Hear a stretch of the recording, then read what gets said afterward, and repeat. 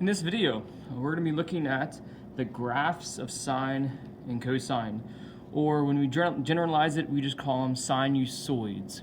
So sinusoids is the term we use just to generalize the sine and cosine graphs. All right, so let's just review real quick the basic values of sine and cosine from 0 to 2 pi. So sine of 0, we know at this point is 0. Sine of pi over 6 is 1/2. Of pi over 3 is square root of 3 over 2. Pi over 2 is 1. And really, as we continue, it's just this sequence repeated in different ways. So you could square root of 3 over 2 for 2 pi over 3. 5 pi over 6 is 1/2. Pi is back to 0. So think on the unit circle, we're at -1 now. So we skip some values, and we skip some values again to 2 pi, we're back at 0. So sine from 0 to 2 pi. So now cosine. Cosine at 0 is 1. And then square root of 3 over 2, 1/2. At pi over 2, cosine is 0. 2 pi over 3, -1/2. At 5 pi over 6, negative square root of 3 over 2. At pi, this is at -1 on the unit circle. And then we skip some values. So at 3 pi over 2, just like pi over 2, cosine is 0. And at 2 pi, just like 0, we're back at 1. So understand within this range that I did not write, sine within this range, this first range, sine is going to be negative, and then through the next range, sine is going to be negative again. Talking about the third and fourth quadrant, whereas cosine in the third quadrant is going to be negative, whereas when it transitions to the fourth quadrant, cosine is positive. So notice here, we go from sine positive, positive, negative, negative, to cosine positive, negative, negative, positive. So there's some repetition there. So we call this repetition being periodic. So we're going to write here sine and cosine. Their graphs and just the functions themselves are considered periodic.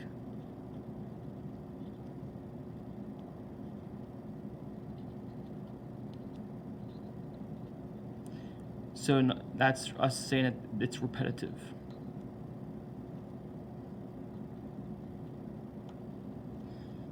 All right. So let's try translating this table that we got from the unit circle to our x-axis and y-axis. So understand in this that we are now viewing our angle measures. What were angle measures in a circle, we're now viewing those as x values on the coordinate plane. And we're now looking at sine and cosine, their values as our y values, or f of x. Okay? So let's go with sine. Sine we'll use red like we did in the table.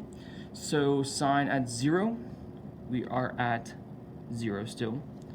The scaling here, because we're not just going 1, 2, 3, 4, 5 anymore. So we're going to go in the same scaling as we did here. So really every block is the third. So we have pi over 6 is blue. So we have pi over 6,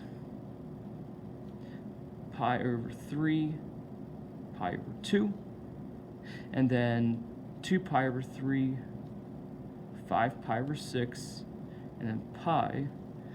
So it's every 3. So notice pi over 2, pi, so skip 1, 2. This would be 3 pi over 2, 1, 2. This would be 2 pi. All right, so it's 2 lines in between each really quarter. So sine of pi over 6 is 1/2, so we'll say 1 is right here, which would make 1/2 right here. And square root of 3 over 2, if you did not know this, it's about 0.87, so it's roughly right in here. So right in here. And sine of pi over 2 is 1. and if you just notice it falls back down towards 0. So within certain regions, there's symmetry. And then between pi and 3 pi over 2, we just kind of, it's a pattern, so it's 1/2 again. Negative 3 pi over 2, and then to negative 1. And then some symmetry. Okay, so notice how there is this repetition with sine of x. We're going to see the same repetition with cosine. So cosine, let's use green like we did in the table. So cosine at 0 is 1. At pi over 6, we're at 3 square root of 3 over 2. And then we're at 1/2. And then we're at 0. And it's just kind of in the negative value, but again going towards 1. So 1/2 square root of 3 over 2. And continuing.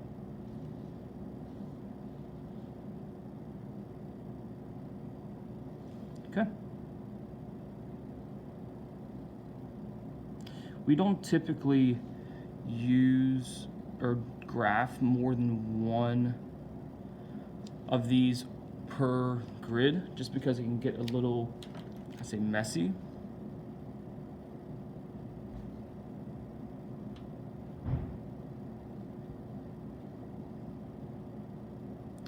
All right. So this right here is y equals cosine of x. Okay, a couple of things about both of these functions. So with both sine and cosine, I'm going to make this list here. Both the sine and cosine, the domain of each of these will be negative infinity to positive infinity. There is no point of discontinuity. The zeros, or x-intercepts, because it will eventually be important to know, the zeros for sine are always in the form of some integer n times pi. So we see here for sine 1 pi, 2 pi, at 3 pi will be at a 0, at 4 pi will be at a 0, at negative 1 pi will be at a 0. Now, and for cosine, they're always in the form of 2 times some integer plus 1 multiplied by pi over 2. That's a little confusing, but let's think. So we have 1 pi over 2. When this is 3, it's 3 pi over 2. This is any odd integer. So at 5 pi over 2, we'll have another 0. At 7 pi over 2, we'll have another 0. 9 pi over 2, and so on. So those are the zeros of the functions. And the period, again, we're saying it's periodic. When we say the period, we are referring to the interval or the length that gives us one complete cycle. Okay, so I'll write this down later on. But right now we're going to say the period is 2 pi, a length of 2 pi.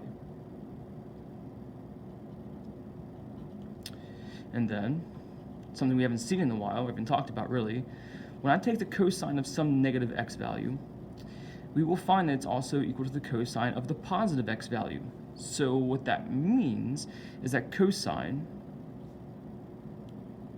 is an even function. Okay? And then sine, if I take the sine of some negative value, it is equal to the negative sine of that value, which says that sine is an odd function. I apologize, guys, for not having that visible there. But the period is 2 pi for both of these, meaning it takes 2 pi of a distance to complete a cycle. And then both you see cosine is an even function and sine is, we're going to consider, an odd function. So I have this tracing paper here. This one's for sine. Now I'm going to show you something real quick, and you probably already see it.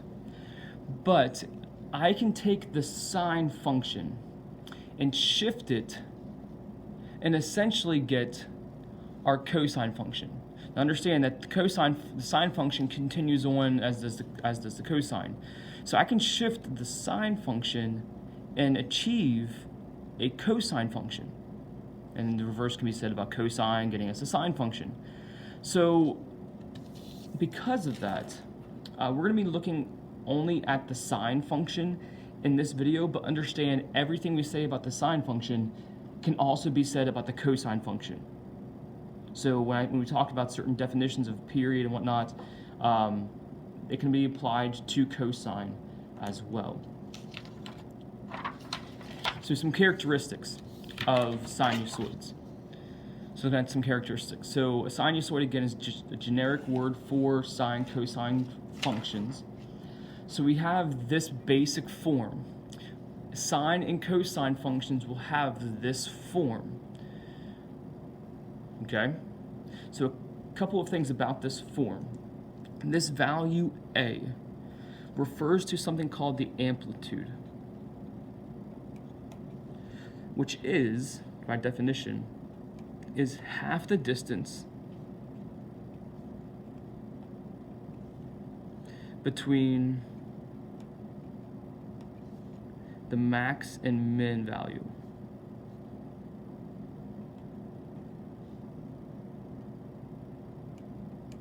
In other words, it's the height. Visually, it's the height of the sine, cosine wave. Okay? So that's, we have the amplitude. Amplitude we'll say is A. So let's talk about this idea of amplitude for a moment. So let's talk about a couple of functions. So f of x equals cosine of x. Okay? So when you look at the video on the screen here, and you notice I have it where the amplitude is changing between +5 and 1, you notice how it's almost like a vertical stretch when you look at the picture. It's vertically stretching the graph. Notice what it's not changing. It's not changing the x-intercepts of the graph. It is essentially pulling this amplitude, this highest or lowest point, up on the graph. So let's think about this for a moment. So if our function was f of x equals cosine of x, the amplitude, it has an amplitude of 1. Let's think about what that means. So it has an amplitude of 1. So I have this graph along with some others that's going to post up here soon on the screen. The amplitude of 1, that says that from the highest to the lowest point, it's essentially twice this distance. So from the highest to the lowest point, it's 2. But we're also going to see that above the x-axis and below the x-axis for this graph is a distance of 1. So let's try another. So say we have 1/2 cosine of x. So we can quickly see that the amplitude here is 1/2. So we can see that this would be more of a shrink, a vertical shrink in the graph, but still not affecting the zeros. It's just making our graph, I guess, thinner, you might say. And then our function h of x equals -3 cosine of x. So in this, the amplitude is going to be 3 because the negative in this, it simply conveys a reflection.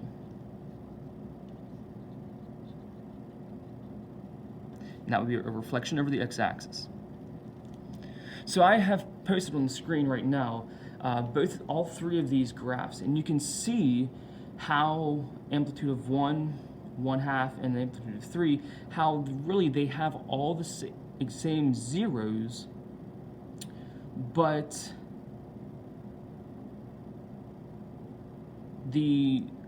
they just simply have a vertical stretch in a sense, if we talk graphically. The amplitude does not affect the zeros. I want you to know that. I need you to write that down. Amplitude does not affect the zeros of any sinusoid. Okay? So now we've talked about amplitude. Let's for a moment talk about how do you find the period of a function. So period, again, is the interval to complete one, write this down, period is the interval to complete one full cycle of the wave. How you find the period of any sinusoid in this form, you take 2 pi, and yes, always 2 pi, and you divide it by b.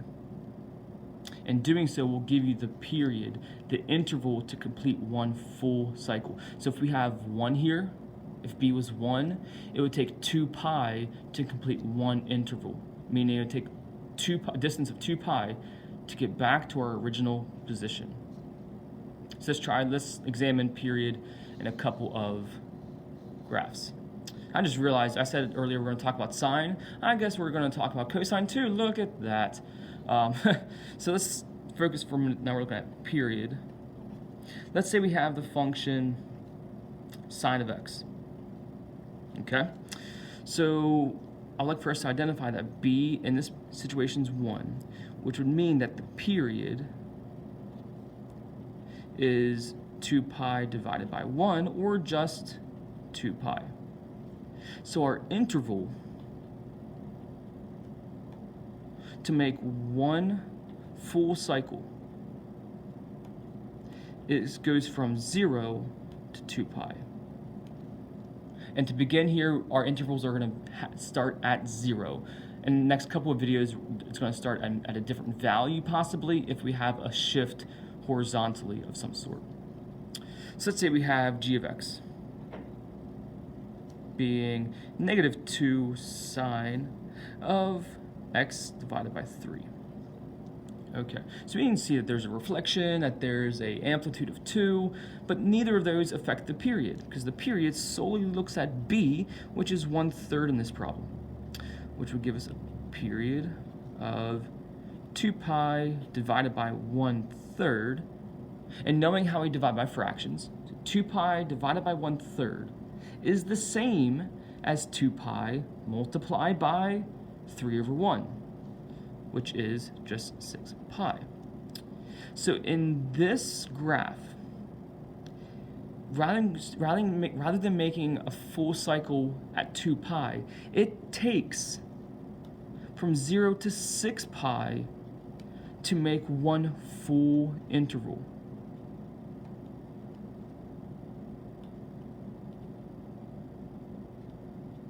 One full interval, 6 pi, a distance of that, is required, which means there it's stretched out this way. Again, you can graph it easily to see that, as we are in the next couple of lessons. And let's say we have h of x being 3 sine of -2x. Okay, so our period here, our b value, is just 2, because the negative, like we saw earlier, here the negative conveys a reflection not over the x-axis, but over the y-axis. So b of 2, which makes our period of 2 pi over 2, period of pi.